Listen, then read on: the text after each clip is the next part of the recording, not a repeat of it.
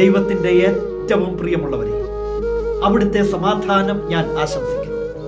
ഇന്ന് കർത്താവ് നമുക്ക് നൽകുന്ന ദൂത് ഫിലിപ്പി 2:5. യേശു ക്രിസ്തുവിനുണ്ടായിരുന്ന ഈ മനോഭാവം നിങ്ങളിലും ഉണ്ടാകട്ടെ. ദൈവത്തിൻ്റെ രൂപത്തിലായിരുന്നെങ്കിലും ദൈവവുമായുള്ള സമാനത നിലനിർത്തേണ്ടതൊരു കാര്യമായി പരിഗണിക്കാതെ ദാസന്റെ രൂപം സ്വീകരിച്ച് ഒരു മനുഷ്യനായി തീർന്നു. എളിമയിലേക്ക് ഇറങ്ങി വന്നു ഒരു യഥാർത്ഥ മനുഷ്യനായി ജീവിച്ചു. അതുകൊണ്ട് ആ മനോഭാവം നമ്മളിലും ഉണ്ടാകണമെന്ന്. മാത്സര്യമോ വ്യർത്ഥാഭിമാനമോ മൂലം ഒന്നും നാം ചെയ്തുകൂടാ.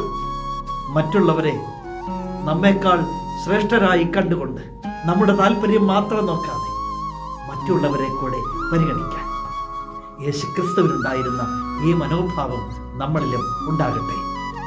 5000ങ്ങളോട് സ്വർഗരാജ്യത്തെക്കുറിച്ച് പ്രഘോഷിക്കുമ്പോഴും അവർക്ക് ഭക്ഷണം കൊടുക്കാൻ പറയുന്ന ഒരു കർത്താവിനെ, തന്നെ കാണാൻ സിക്കമോർ മരത്തിൽ കാത്തിരുന്ന സക്കേവുസിനടുത്തേക്ക് ചെന്ന് ഇറങ്ങി വരാൻ പറയുന്ന, ഇന്ന് നിന്നോടൊപ്പം നിന്റെ ഭവനത്തിൽ എനിക്ക് അത്താഴം കഴിക്കണമെന്ന് പറയുന്ന ഒരു കർത്താവിനെ, എല്ലാവരും മാറ്റി നിർത്തുന്ന കുഷ്ഠരോഗികളെ അങ്ങോട്ട് ചെന്ന് അവരെ സ്പർശിച്ച് സൗഖ്യപ്പെടുത്തുന്ന ഒരു കർത്താവിനെ, തന്നെ കല്ലെറിയാൻ കാത്തിരുന്ന ബഥാനിയയിലെ മനുഷ്യരുടെ ഇടയിലേക്ക് കടന്നു ചെന്ന് ലാസറിന് വേണ്ടി പ്രാർത്ഥിച്ച് പുതുജീവൻ നൽകുന്ന ഒരു കർത്താവിനെ, അങ്ങനെ എവിടെയെല്ലാം അവസാനം അങ്ങ് ഗാഗുൽത്തായിലും തന്നെ പീഡിപ്പിച്ചവർക്ക് വേണ്ടി പിതാവിനോട് പ്രാർത്ഥിക്കുന്ന, ഇവരോട് ക്ഷമിച്ചേക്കണേ എന്ന് പ്രാർത്ഥിക്കുന്ന